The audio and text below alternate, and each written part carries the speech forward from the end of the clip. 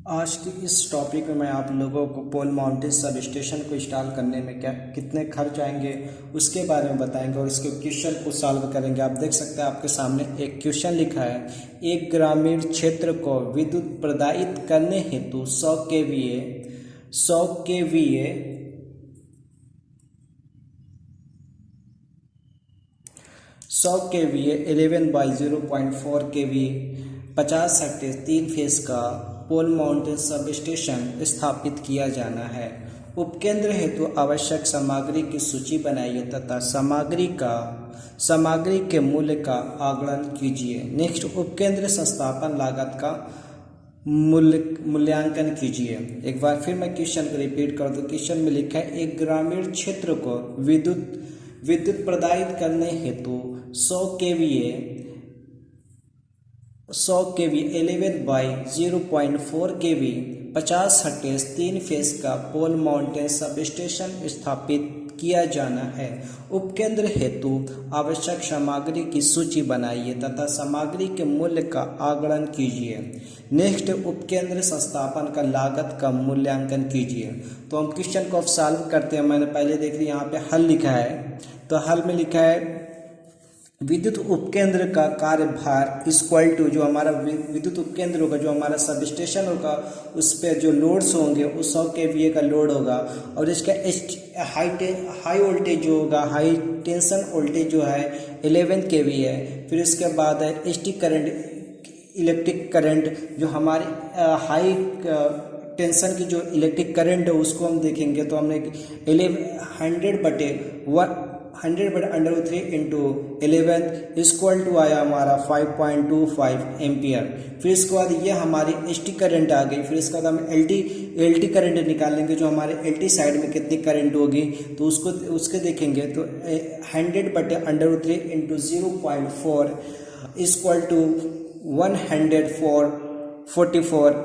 144.34 ampere. अब ये हमारे दोनों तरफ के हाई टेंशन के करंट निकल गए और एलटी साइड की करंट निकल गई। तो अब हम इसकी परिकल्पनाएं करेंगे कि हमारे क्या क्या चीज़ मुझे एक अनुमान लगाएंगे, एक प्लान बनाएंगे। तो यहाँ देख से मैंने लिखा है, सब स्टेशन 9 मीटर हाइट के पीसीसी पोल की डबल स्ट्रक्चर पर इंस्टॉल किया जाएगा। डबल स्ट्रक्चर पर इंस्टॉल किया जाएगा 11 केवी की वर्तमान लाइन का टर्मिनल पोल सब स्टेशन इंस्टॉलेशन एरिया से 20 मीटर की डिस्टेंस पर फिक्स है। इसका कहने का मतलब है, जो हमारा सब स्टेशन पोल माउंटेन सब स्टेशन पे इंस्टॉल किया जाएगा वो हमारा पीसीसी मतलब पोल कंक्रीट सीमेंट का रहेगा। जो हमारा पोल होगा वो कंक्रीट सीमेंट का होगा। फिर इसके बाद और इसकी जो पोल की हाइट होगी वो 9 मीटर होगी। फिर इसके बाद इसका जो हमारा 11 केवी की जो लाइन है फिक्स है वो हमारे सब स्टेशन से 20 मीटर की दूरी पर है। तो अब हमने निकाला है सब स्टेशन के सामग्री का कैलकुलेशन। जो हमें सब स्टेशन को इंस्टॉल करने में, पोल माउंटेन सब स्टेशन को इंस्टॉल करने में हमें क्या क्या सामग्री लगेगी उसके बारे में हमने लिखा है। तो आप देख सकते हैं, एक तरफ मैंने एक लिस्ट बनाई है जिसमें नंबर 1 लिखा है, क्रम संख्या, सामग्री का नाम व विवरण, आवश्यक सामग्री, मात्रा, इकाई, दर, रुपया, पैसा, मूल्य, रुपया, पैसा और टिप्पणी। तो हमें चाहिए 9 मीटर लंबा पीसीसी पोल। हमें 9 मीटर लंबा पीसीसी पोल जो चाहिए दो संख्या में, जिसके एक आ रहा है 3000 रुपये का। तो ये हो गया 2 पीस 6000 का हो गया। फिर इसका तो मुझे चाहिए 11 केवी डिस्क इंसुलेटर फिटिंग सहित, जो मुझे 3 पीस चाहिए। 3 इंसुलेटर लगेंगे जो हमारे 11 केवी की रहेगी। तो ये एक पीस आ रही है 800 की, तो हमने ये 8 तक 2400 हो गया। फिर इसका तो मुझे 11 केवी टीपीएमओ स्विच 100 एम्पियर की चाहिए। जो हमारी टीपीएमओ स्विच होगी वो हमें 11 केवी की रहेगी और वो 100 एम्पियर की कैपेसिटी की होगी। तो ये आ रही है 5000 की, तो हमने इसको 5000 रुपया लिख दिया। फिर इसके बाद एक मुझे चाहिए number 4 HT fuse set 15 ampere. HT fuse set तो मुझे चाहिए एक सेट जिसमें आते हैं तीन रहेंगे। तो तो ये तीनों आता है 2000 रुपये का, तो ये 2000 का हो गया। फिर इसके बाद 11 kVA 100 kVA 11 बाई 0.4 kV 50 हटे 3 फेज डिस्ट्रीब्यूशन ट्रांसफार्मर। इसका कहने का मतलब जो हमारा ट्रांसफार्मर होगा 50 kVA का 3 फेज का और 50 हर्ट्ज पे फ्रिक्वेंसी पे काम करेगा। ओके, वो एक सेट चाहिए मुझे। तो ये आता है हमारा 4 लाख रुपए का, तो हमने 4 लाख रुपया लिख दिया है। फिर इसके बाद MS चैनल 125 गुणे 65 गुणे 8 mm साइज का, जो हमारा रहेगा ऊपरी चैनल लगाएंगे जिसमें हमारा डिस्क इंसुलेटर ये 11 kV के लाइन को टर्मिनेट करने के लिए किया जाएगा। ये हो गया हमारा एक सेट मुझे चाहिए। एक सेट आता है ये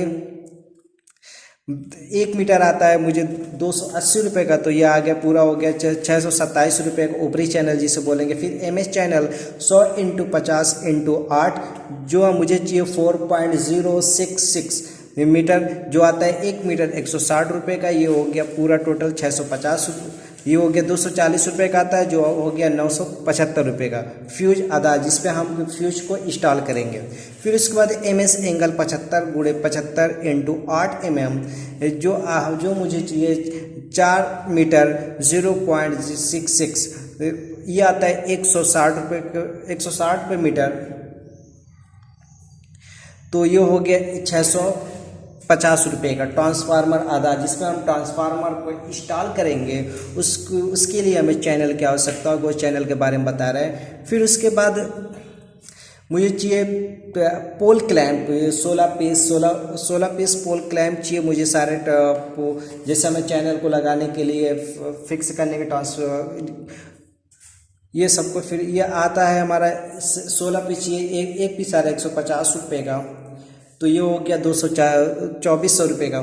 फिर खतरा पट क्लैंप सहित जो हमें एक डेंजर्स प्लेट विद क्लैंप चाहिए, ये हो गया एक संख्या चाहिए जो आता है 150 रुपये, 150 रुपये हो गया। फिर इसका बारबेट तार मुझे चाहिए, बारबेट तार 60 रुपये मीटर आता है, जो मुझे 60 मीटर चाहिए, जो 40 रुपये का आता है, तो ये हो गया 2400 रुपये का। फिर इसका मुझे टेक तार व्यवस्था चाहिए, जो मुझे पोल को एक फिक्स एक जगह स्टे रखने के लिए, तो टेक तार व्यवस्था चाहिए 4 सेट, जो एक सेट आ रहा है 200 रुपये का, 2000 रुपये का, या 8000 रुपया हो गया। फिर पाइप संपर्कन, जो हमें पाइप अर्थिंग चाहिए 2 सेट चाहिए, एक सेट आ रही है 2000 रुपये की, होगी 4000 रुपये की। निम्न वोल्टता फिर जो मेरे LT फ्यूज चाहिए वो मुझे 2 सेट चाहिए। LT fuse set 100 ampere 660 volt, जो 2 पीस चाहिए, 2 सेट चाहिए। ये एक पीस आ रहा है 1500 रुपये का, तो हो गए 3000 रुपये का।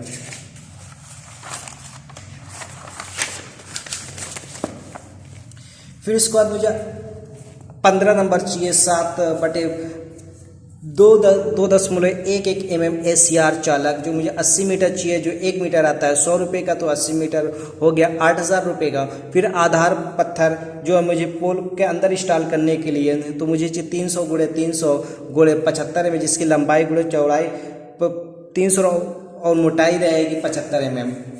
ये आता है 200 रुपये का, तो हमने 200 रुपये, ये 2 पीस चाहिए, 400 रुपया हो गया। सीमेंट कंक्रीट आप देख सकते हैं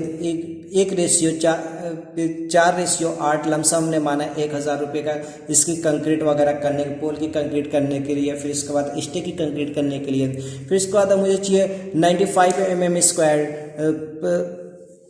3.5 कोड PVC एल्युमिनियम केबल, जो मुझे 1995 mm स्क्वायर की PVC 4 कोर के केबल चाहिए, जिसमें 3 फेस का और 1 न्यूट्रल का, जो आप देख सकते हैं ये 3/3 3.5 जो लिखा है, तो वो हमारे न्यूट्रल का रहेगा। ये हमें मुझे 5 मीटर चाहिए, तो 1 मीटर आ रहा है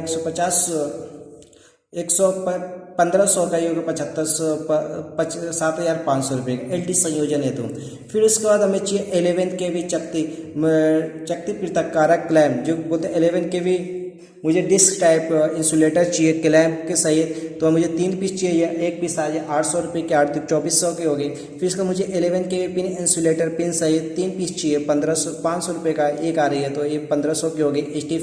स्टील कनेक्शन हेतु के लिए फुटकर सामग्री जो हमने माना लमसम 2000 रुपया। अब देखिए पूरे का हमने कैलकुलेशन किया तो हमारा आ गया पूरे ये इसका जो पूरा कैलकुलेशन किया है जितना खर्चा है उसका कैलकुलेशन करने के बाद आ गया हमारा 44,492। फिर उसके बाद लेबर चार्ज इस पर हमने लगाया 20% लेबर चार्ज हो गया हमारा। आगे लेबर चार्ज आया हमारा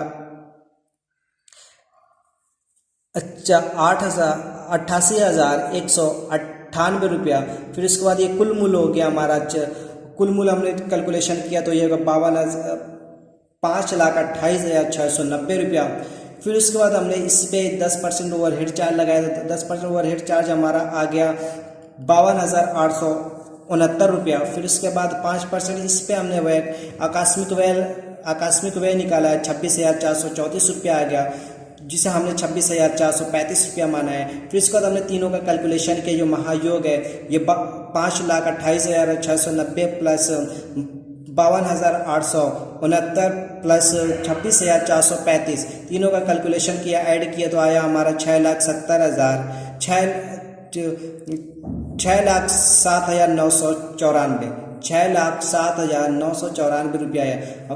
अतः एक ट्रांसफार्मर को 20 मीटर की दूरी पर पोल माउंटेड सब स्टेशन को इंस्टॉल करने के लिए हमारा पूरा खर्च आएगा 6,07,994 रुपया। तो हमें उम्मीद है कि आप लोगों को ये समझ में आया होगा। जिसको नहीं समझ में आया तो मुझे कमेंट कर सकता है। Thank you.